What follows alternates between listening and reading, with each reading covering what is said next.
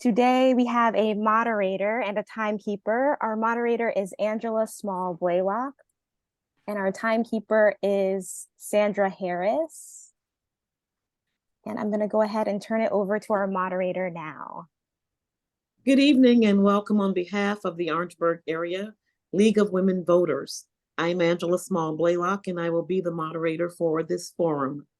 The League is a nonpartisan organization interested in helping to educate the voters about the candidates as they prepare to vote on or before September 12th for City Council members in Districts 2, 4, and 6. The League of Women Voters does not endorse candidates or political parties. Let's begin this forum with a moment of silence.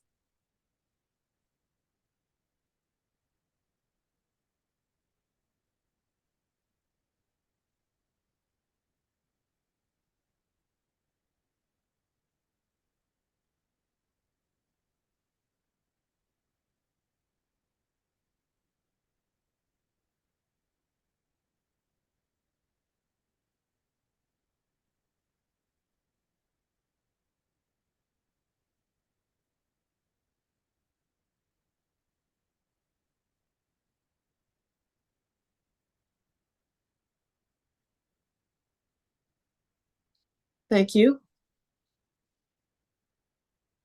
Questions were developed by the League of Women Voters of the Orangeburg area. The candidates have also been asked to give a 60-second opening statement and a 60-second closing statement. Some housekeeping rules. We ask that all participants mute their audio and turn off their video so only the moderator and the candidates are seen and there is no background noise. We've asked each of the candidates not to post any political signs or partisan materials on their screens. The moderator will ask all of the questions. Here are the rules. Each candidate will be allowed 60 seconds to introduce themselves. Each candidate will be allowed 90 seconds to respond to every question. In the interest of fairness, we will rotate candidates to provide an opportunity for each to go first in answering questions. Each candidate will have 60 seconds to make a closing statement and to give voters information on how to contact them and to learn more. The time limits will be strictly enforced. As previously introduced, Sandra Harris from the Orangeburg area of the League of Women Voters will help the candidates keep track of time. She will give us 30-second warning, a 15-second warning, and then we'll hold up a card that says stop when the time is up. Candidates will not be allowed to interrupt one another while answering the questions. No inappropriate language, name calling, etc. will be allowed. No time is allotted for rebuttals. Candidates can make clarifications during the time allotted to them for answering the questions. On Tuesday, September 12th, voters will go to the polls to vote for 3 members of the Orangeburg City Council. Council consists of 7 members, including the mayor. Each member gets 1 vote and acts as Congress on a local level. Their duties include voting on new laws, approving the city budget, approving land usage, hiring and firing city employees, including police officers and library staff, coordinating city events, and advocating for their constituency. Now I will introduce the candidates and briefly review the rules for this forum. For District 2, we have candidate Kalu Kalu. District 4, we have candidate Annette Dees Grevious, candidate Connie L. Johnson, and candidate Diedra R. Sharrow. For District 6, we have candidate Jack M. Grayton and candidate Sandra Knotts.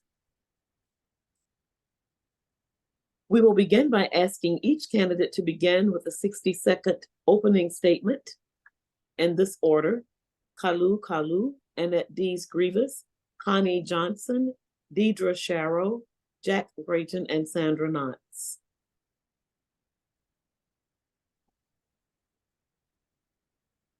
Good afternoon, everyone.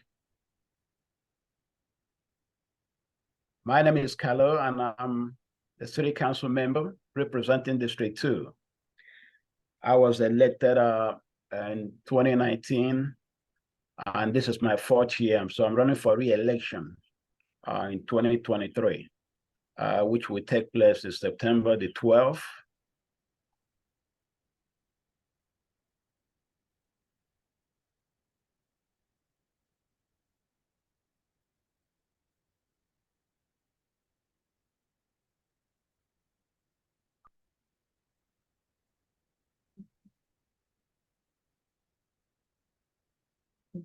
Candidate Kalu, have you completed your opening statement? Yes, ma'am. All right. Next, we have candidate Annette Dees Grevious. Good evening to everyone, and thank you to the League of Women Voters for this opportunity. My name is Annette Dees Grevious, and I am running for City Council District 4. And I have paid attention to the winds of change in Orangeburg, orchestrated by current and past members of City Council. And I applaud what they have done in their commitment and devotion to our city. But now is my time to join their efforts to keep our city moving forward. So I believe I have another effective link in the chain of progress that is appropriate right now for us to be focused on a common goal. And that goal that I have in mind is to embrace the voices of our constituents, putting forward their concerns.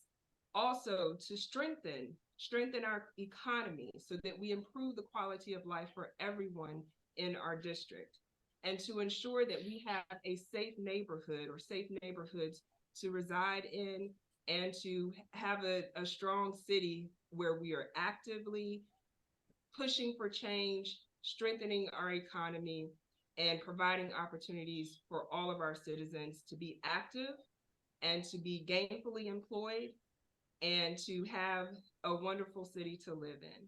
Again, my name is Annette Dees Grevious, and I am running for City Council District 4. Next, we have candidate Connie Johnson. Good evening. My name is Connie Johnson, and I am running for Orangeburg City Council District 4. I ran also in 2019, and I ran against Bernard Hare, who is retiring from his seat. And I ran then because I am a concerned citizen of this city. And I am running again because I am a concerned citizen of this city. And rather than be a person who is focused on the issues that I see, I want to be a part of the solution. So I thank you for this opportunity to the League of Women Voters, and I hope to give the voters the information that they need to make a conscious decision on who it is that they want to represent them in District 4. All right, next we have candidate Diedra Sharrow. Good evening, all. I'm Diedra Sharrow, and I'm running for District 4 of Orangeburg City County Council. As an Orangeburg native, I'm privy to having experience when the city was thriving. There was a movie theater, there was a mall, several stores and shopping centers. As CSU's homecoming was a sight to behold.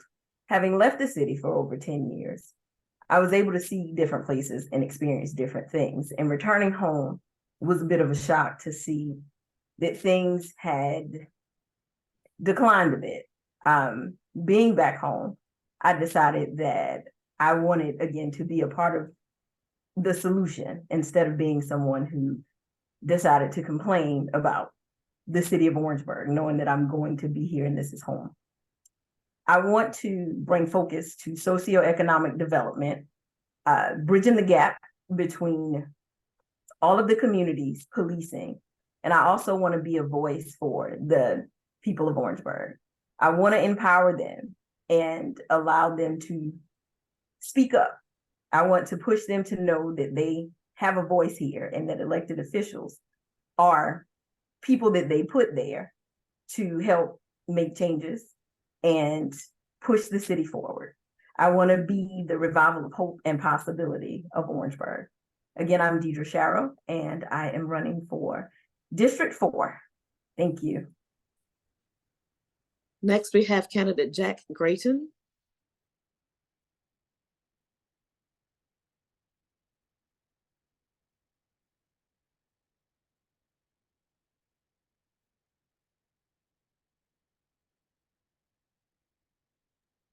Jack Grayton just joined. He might be having some technical issues. All right. And we can move to the next candidate, Sandra Knotts.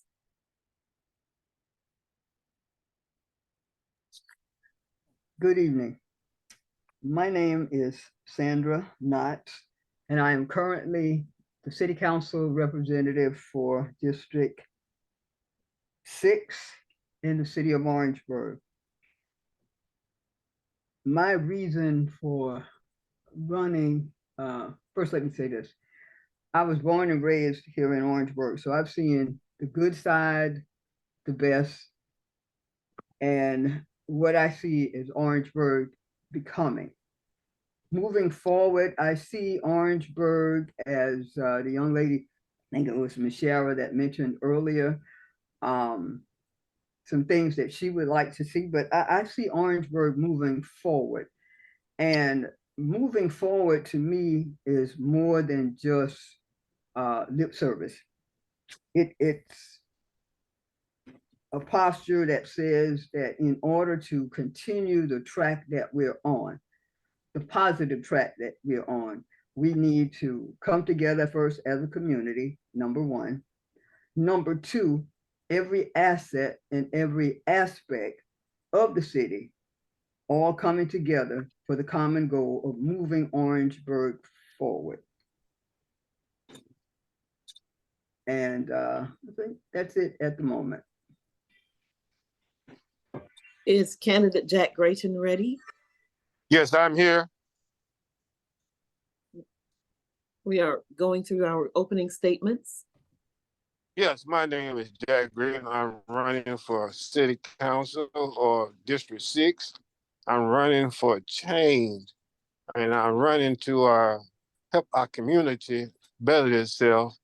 I'm running because our state District 6, we have at least 4 low-income apartments in this area with nothing for the kids to do.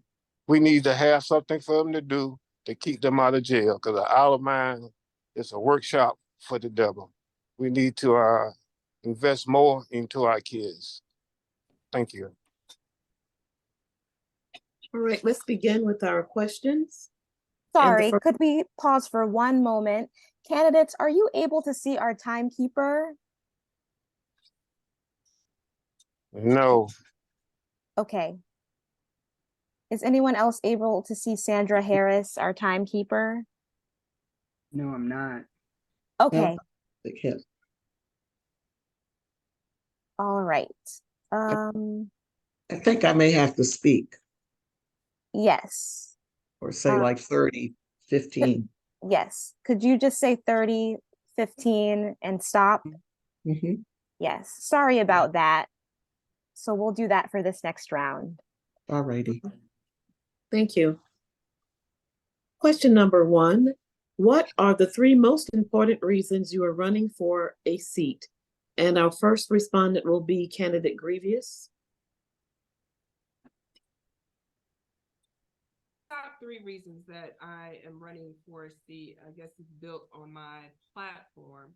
And my platform consists of embracing the voices and concerns of our constituents, making sure that their concerns, their wants, their needs are heard and voiced and represented. Also, I want to be sure that our economy and infrastructure is strengthened. So, as other candidates have mentioned, there are more activities for our youth to be involved in, as well as our adults and seniors. So that we have a vibrant economy, which also helps to reduce the tax burden for current citizens and keeps us all active. And lastly, I hope to reduce the crime in our communities so that we can feel comfortable going out into our yards, walking our neighborhoods, and walking our streets. So being 30. Being a voice for the people, strengthening the economy and the infrastructure, and helping to reduce crime. Thank you. Next, we'll hear a response from candidate Johnson.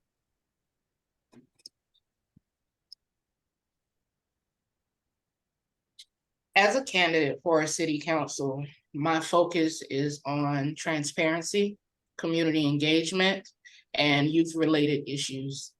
I am currently listening to the Marching 101 rehearse, and those are sounds from my childhood.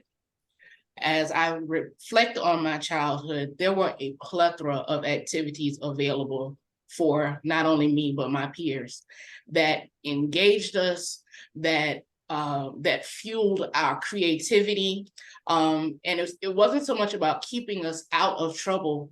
It was about developing our minds and our hearts and making sure that we were a part of community outside of school. And that's something I'd like to see in Orangeburg happen again.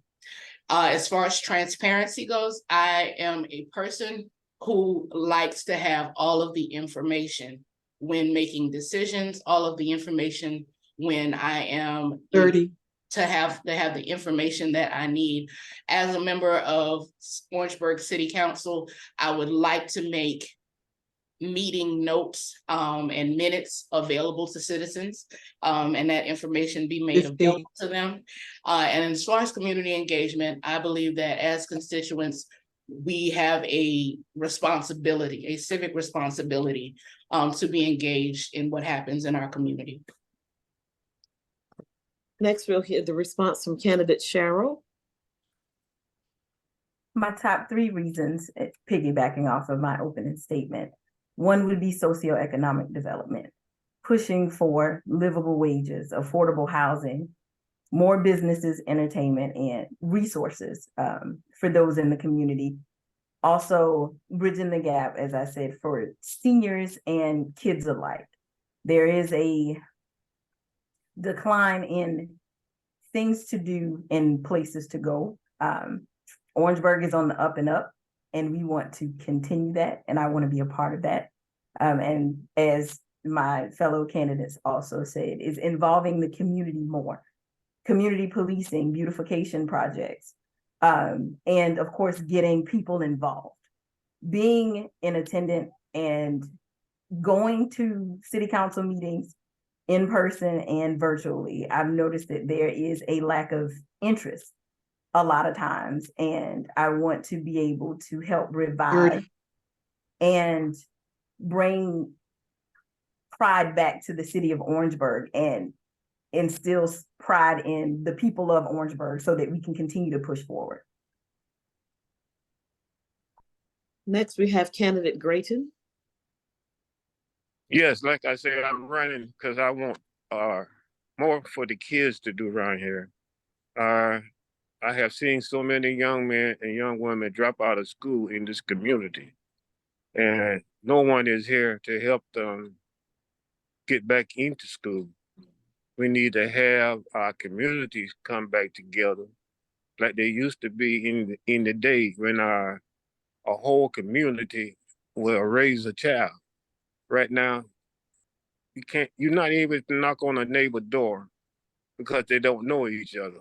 We need to get to know each other and bring each other together, have community events, have safe place for our children to go after school, have learning centers where they can work on their work after school, and just be a part of the city council will help me 30.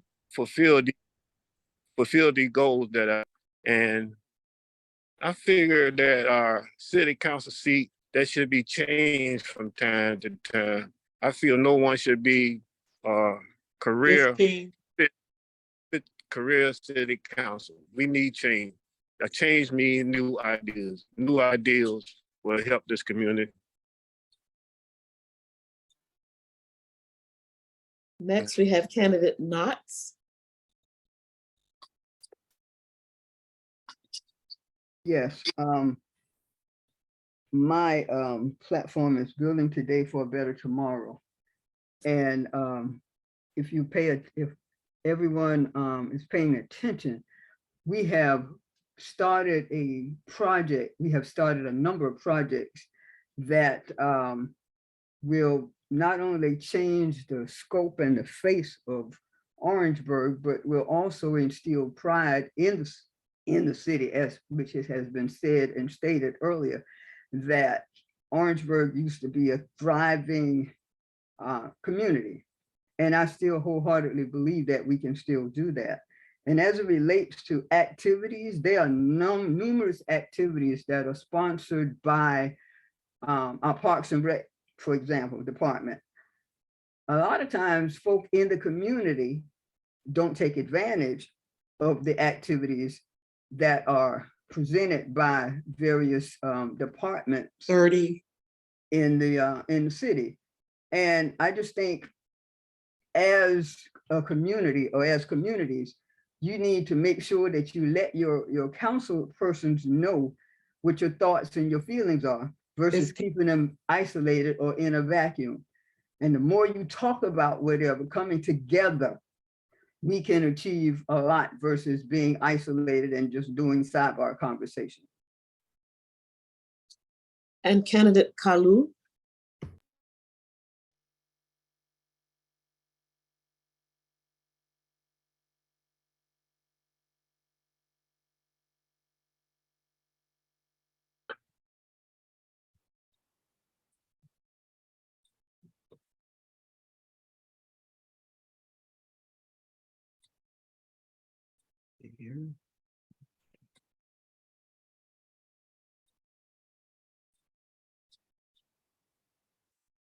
One moment, I believe that he is still muted. All right, thank you. Hello? Can you hear me? Yes. Okay. Okay, when I ran for this office 4 years ago, because I know that leadership is about the people and it's about creating a better life for the people. I had impression that in the way 5 points, I don't know how many people knows about 5 points in Colombia. I said, there's no reason why Orangeburg cannot look like 5 points in Colombia. We have the resources to be able to make it and to change Orangeburg. Now, if you look around, one of the most important things in Orangeburg is also security. And I can, tell you that we are hiring a lot of police officers. And we also created a citizens advisory group that will be working with the police department. And that thing that I had on my platform was something to keep the young people back in Orangeburg. Because if you notice that young people leave Orangeburg to go to Columbia or Charleston, but we have something that we are developing right now. We have an Olympic style skating rink that we are working for the young people. And also, and that is affordable housing. We need to have affordable housing for our citizens because our census told us that we have decreased from 15,000 to 13,000 now. So we need to increase that number again. Thank you. Question number 2. What are the most critical concerns the city faces and how do you plan to address these? Our first response will come from candidate Johnson. My primary concerns about the city of Orangeburg, one, economic development, and not in the sense of yes, bringing business, and yes, increasing the tax base that comes into the city that brings more money. But I am concerned about the fact that the poverty rate in Orangeburg is double that of the state. I am concerned that I see a population of homelessness that I've never seen before in the city. And I am concerned about what happens when those of us who can't care for themselves go uncared for a long time. What I believe will happen is that population will continue to grow. And my slogan is, let's grow together. So I don't want to leave anyone behind, to make sure that there are resources available and that there's programming available and that there is, and so I'll close with this. I have seen where if the totality of a place is not taken care of, then it affects the whole. So I'm really concerned about economic issues concerning the least of us. Stop. Candidate Sharrow. As my fellow candidate, Ms. Johnson said, my top priority is indeed socioeconomic issues. Livable wages has been an issue for a long time. And Orangeburg, again, is in the close to the bottom. We're 40 out of 50 or 41 out of 50 with the lowest wage rate. That in turn allows or not allows people to be able to afford to live. Affordable housing, I won't say it's obsolete in Orangeburg, but it's few and far in between. There isn't a accessible in between. There's either low income housing or high income housing. But for the quote unquote working class citizen, it is extremely hard to find somewhere to live. A teacher making $38,000 a year can't afford the $300,000 house that's being built around the corner. 30. They can't afford to enjoy the things that are wanting to be bought to Orangeburg because, again, livable wages aren't being provided. That would be my primary concern. And we would want to address that immediately because livable wages will cause the community to thrive and keep money within Orangeburg. Candidate Grayton. Yes, once again, my concern is our activity for the kids. For the first time in this neighborhood, I did not sponsor, but help develop a Memorial Day family cookout, which was a successful thing. And a lot of the people came out and say, we need to do this more. My major concern is children and the dropout rate in this neighborhood. No teachers have come and tried to get the kids back, no counselors. We need to change that. If you got a child that dropped out of school, you need to try your best to get them back in. Come talk to them, let them know what your chances are. 30. Without a high school education, you really can't get a good job, but with the high school education, that's a start. We can have technical college, help them go to school, and just protect our kids, get our neighborhoods back to being neighbors. That's what I would like to see. I like to see our neighborhoods be neighbors again. Because I know when I grew up in the same neighborhood that I'm in, we had our neighbors to raise us, and we don't have that no more. We need to get that. Thank you. Candidate Knotts.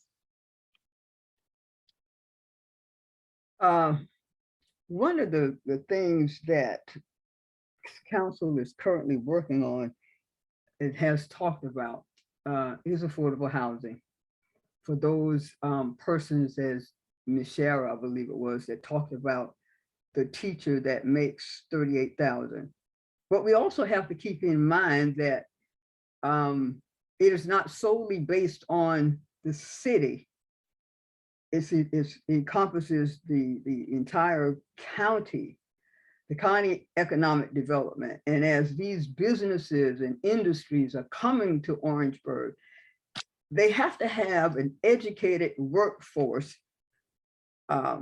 to assist in making sure that those jobs that they're bringing to the county is educated. That's number one. Number two, I've been hearing the trend where not just here in Orangeburg and Orangeburg County, where folk who go to work 30. and not actually do whatever, or they don't try to advance themselves as they're working.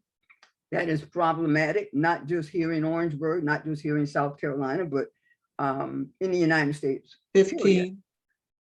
And to comment on about the activities in communities, the community needs to come forward and say, this is what we would like to see in our community. Building today will definitely work for tomorrow. That's it. Thank you. Candidate Kalu. One of the major things that we need to work on is our downtown. You know, some years ago, downtown used to be filled with a lot of businesses and people, but now it looks like a ghost town. But we have a plan for downtown to renovate downtown and bring businesses. We've talked to some business owners and group that are coming down to our downtown. And that change is going to flow from the railroad corner, because we are going to renovate that railroad corner to flow all the way from railroad corner all the way down to the garden. So we're going to make a change. I just had a meeting last week with an agency that are going to help the city to change 30. Downtown all the way from railroad. We're going to have buildings, apartments that people can afford to live, and also increase, like I said before, increase 15. the number in Orangeburg. Thank you. Candidate Grevious. I think two of the most critical concerns in the city of Orangeburg would be the quality of life for our citizens and the crime rate. The quality of life is pretty encompassing. So yes, providing resources where our citizens can be trained and or equipped with essential skills so that they are ready for an increased job force. Also helping to increase the economy and the infrastructure, which also helps to improve our quality of life, because we're providing more jobs, more activity, and more flow within the city of Orangeburg, not just for our citizens, but also improving the traffic of our visitors coming through the city of Orangeburg and making Orangeburg truly an attractive place for those that live here and those that visit here. In terms of our crime rate, of course, 30. The city of Orangeburg has one of the largest crime rates in the city, or I'm sorry, in our state, as well as in our nation. So of course, reducing our crime rate would be a true 15. Truly a critical concern of the city. And I would like to work with our law enforcement agencies to find ways to reduce that. Thank you. Question 3. How would you improve the overall quality of life for all citizens? Candidate Sharrow. Improving the quality of life of all citizens would first start with, I would say, not blaming the citizens for the shortcomings of the city. There is a lack of resources. Yes, people have to motivate themselves to do it, but there is a lack of resources. Improving that would require more educational opportunities, or some are available. There are systems available. There is also poor marketing for these things. We would have to start by pushing more information out to the community, bridging that gap and making the community feel welcome to reach out to us for these things. It goes hand in hand. We have to work just as hard as we expect our constituents to work to achieve these common goals. But again, livable wages, decrease in the crime rate. Ours is one of the largest because we do have a smaller population. That is also a thing. Working with the police as a community, as the other candidate says, there isn't a family environment anymore. All of us working together, we can increase all of those things. Candidate Grayton? Yes, my idea for improving the quality of life in Orangeburg is neighborhood by neighborhood, child by child. We need to get our neighbors to come together as neighbors and then reach out to other parts of Orangeburg and not just the district you're in. Your district's supposed to come together and work for the better good of Orangeburg. It's not a separate district, but we all are Orangeburg's city limit. And we need to work better. Get stuff done for our kids. Our quality of life in Orangeburg start with our kids. If our kids grow up to be a better citizen, then we'll have a better citizen in Orangeburg. You know, get people to love your neighborhood. Let them have pride in their neighborhood. Because we can't do nothing for the city of Orangeburg if your community is not part of that growth. 15. Let's get together as one, not as District 6, District 4, District 2. Let's come together at the city of Orangeburg and work together to make Orangeburg a better place to live. Thank you. Candidate Knotts? Yes, improving the quality of life encompasses several things. One, yes, we have to present ourselves as a united community or united citizen. And I think we need to dispel the myth about the crime. When they look at statistics, they look at all of Orangeburg County and not just one segment of. And folk have a tendency to think that a lot of it, when they say Orangeburg, they think of the city of Orangeburg. But if you statistically look at the statistics as it relates to the actual crime that's taking place, it occurs in the county. A lot of it occurs in the county. And with that said, yeah, working with law enforcement and communities coming together. National Night Out is a good 30. example of communities throughout the city of Orangeburg coming together. And yes, they have fun, but they also talk about how they can assist within their communities, bringing their communities together. So I agree with something 15. that the previous candidate said. We as a community have to come together. And if parents would do a better job of when their kids, you know, like when we were growing up, if your kid did something and the community told on your kid, instead of retaliating, you Candidate Kalu? Thank you. All right. One thing we need to know that the city council does not work in isolation. Exactly. We need to partner with the county council, our school districts, and also our colleges and other stakeholders, because we are elected to represent the people. We need to listen to the people's voice and know what the problem is in order to tackle that problem.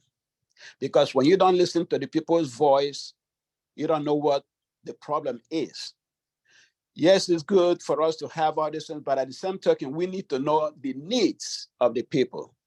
And that need means working together and listening to the voice of the people in order to move forward. Thank you. And candidate Grevious?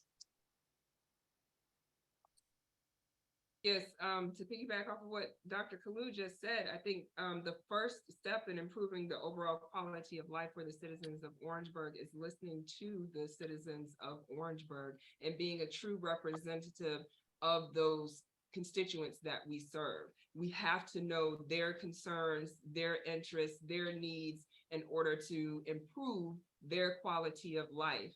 And going back to my previous answer, I believe improving the quality of life also means providing resources so that they can improve or enhance their skill sets so that they are viable applicants for jobs that are coming into Orangeburg. They can increase those livable wages just based off of skill set alone. Or not just based off of skill set alone, but that's one factor in helping to increase those livable wages. Providing affordable housing, as others have said, 30. Increasing the economy and infrastructure, and also helping to reduce the tax burden of our current citizens. That's how I believe, or that's what I believe to be one way that we can help to improve the overall 15. quality of life for our citizens of Orangeburg. Thank you. Candidate Johnson.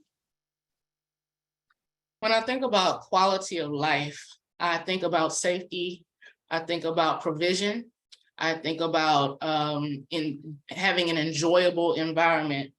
And as someone who lives in the center of the city and experiences hearing gunshots from my home on a bi-weekly basis, I am a person, like I said, who wants to create some solutions. So my idea of some solutions would be to create coalitions. One would be a gun violence community task force, a community PTA where parents, teachers, and concerned citizens can come together on behalf of children, an End Orangeburg Homeless Coalition, Orangeburg Center for Creative Arts, an Orangeburg Wellness Coalition that would deal with food security, mental health, trauma relief, and water security, as well as literacy clinics during school breaks. We're talking about community involvement, and I believe there is a space for every community member to get involved in wherever it is that they are most passionate and most affected to become a part of the solution. Question number 4. One moment. Per our original schedule, we'll have time for about one more question. So if Okay. you would like to choose which question. I'll choose the last one. How will you work with our local school district to improve the quality of education for the benefit of the teachers, students, and the community? This will go to, let's go with candidate Grayton. Yes, first of all, you must visit the schools to know what the problem is. We must talk to the parents to kids that are not coming to school and try to figure out why they're not coming to school. When I was in school, there was no need for a resource officer because the teacher had permission to handle the problem. Now you can't do that anymore. We need more information. Information to the parents is the key. And we need to have the resource once we get the information to them to better our schools and our communities, because we need to get that gap back from that separate us from community to school. Parents need to go to school, see why their kid is not doing well. Teachers need to make more phone calls, make more house visits. City councils need to get from behind the desk or in their private room in their house, go out and see what the school is needing. We need leadership. We need more African-American males to participate in programs like this, because once you see someone in your, someone that's Stop. We have to move on with candidate Knott's response to the question. Yes, You can pay attention. the school district held a forum, well, a community activity along with the NAACP, which encouraged communities and folk who were concerned about what was going on in the educational, in the school district, to act as mentors, to actually come on board and share their wealth of knowledge. There were several, and I was one of those persons who was in attendance, and several applications were picked up, and just being an ear in that particular setting, I heard numerous complaints about the teacher this and the teacher that. Well, being a person who worked in education, it's not just the teacher, it's also, and it was stated earlier, the community, but it starts in home. Parents have had to know where their children are, why, and somebody stated earlier, I think it was Mr. Grayton, why their child is not in school. Well, if you sent your child to school and you got a phone call saying that he didn't come to school today, then it's your job as the parent, I feel, that you need to find out what the problem is. And yeah, working together as a cohesive unit to figure that out and having a conversation with the school district to try to resolve the issue. Okay, thank you. Candidate Kalu. Some years ago, I was in a District 5 chairman of the school board, and I was the chairman for 8 years. During that period, we had all our schools, every one of our schools, a blue ribbon, every one of them was advancing. None of the schools, failed. The board, in my administration, made sure that the resources went to the classroom, that the teachers received what they are supposed to have to teach the children. And we made sure that we had a parental involvement with our schools. The PTO was very active. The students were very active. The teachers were very active. The administration was very active too. So there was a sort of a combination of all the people that are involved to make sure 30. that they were being taught. They were not teaching to pass exam. They were being taught the concept in order to be able to advance in their career.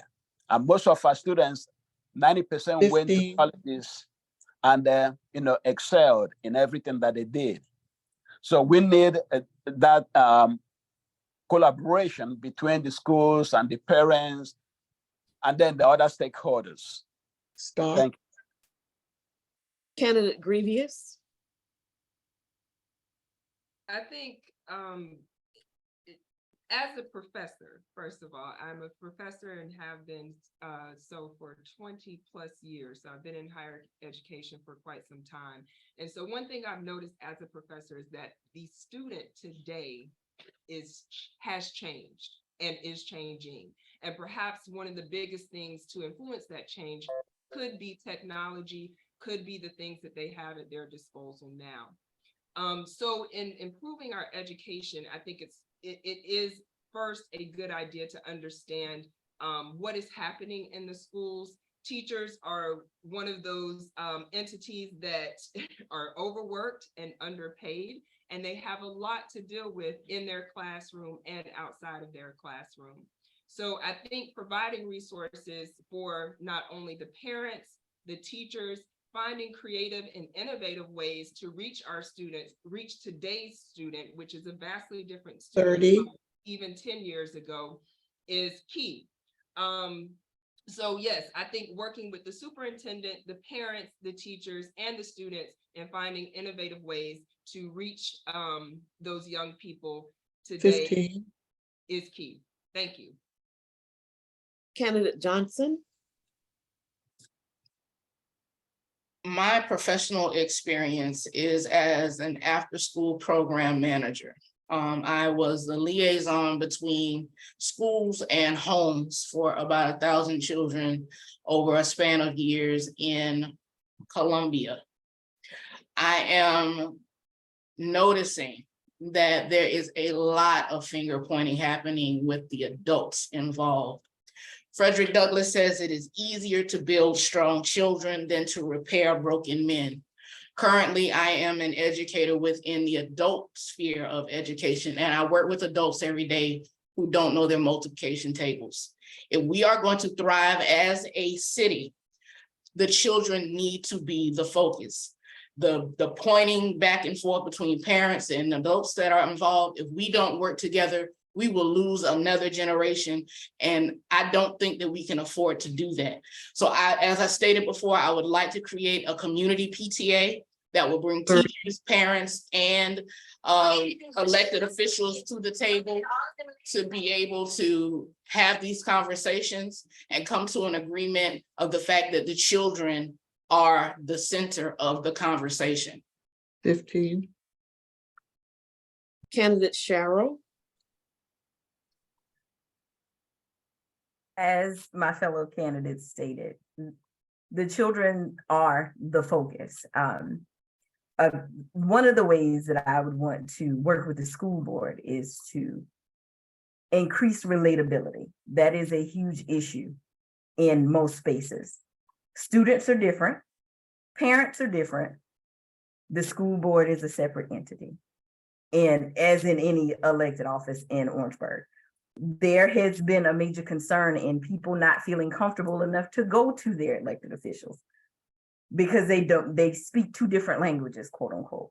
I do think that we do have to work together as a community to, one, indeed understand each other and band together to effectively work together for the children, because we don't want to lose another generation. Teachers are indeed overworked and underpaid. We've closed schools and increased class sizes. And in some situations, children do skate by without learning the bare necessities in order to be productive in society and to be able to earn, quote unquote, those livable wages or work on those jobs that we're pushing 15. to bring to Orangeburg. So working together as a community and being relatable to each other and progressing with time would assist in bonding the city and the county school board together. Now we're at our closing statements. The candidates will now have 60 seconds for their closing statements, including where voters can contact them and learn more. We will begin with candidate Grevious. Again, I'm Annette Dees Grevious, and I am running for City Council District 4. And I feel like it is important to listen to the voice of the citizens of Orangeburg, to serve them and champion their interests and their concerns and their needs every step of the way. Doing so, I want to embrace where we have been and get a great start to our future. Strengthening our economy and our infrastructure, 30. embracing the voice of the people, and creating safer neighborhoods for our citizens to live in, to work in, and to play in. I can be reached on my Facebook page, 15. Campaign to Elect Annette Dees Grevious, or by calling 706-231-1002. Annette Dees Grevious, City Council, District 4. Vote September 12th. Thank you.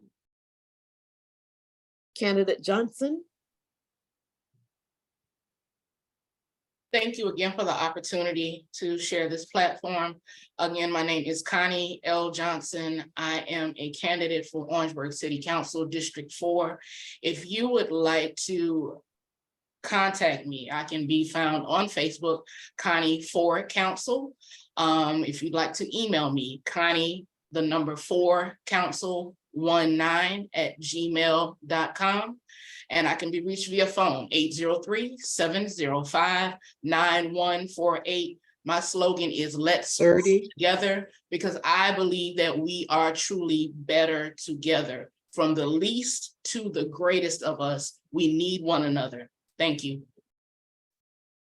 Candidate Sharrow.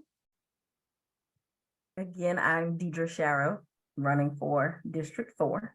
I can be reached at my Facebook, which is Deedra Sharrow for Orangeburg City Council.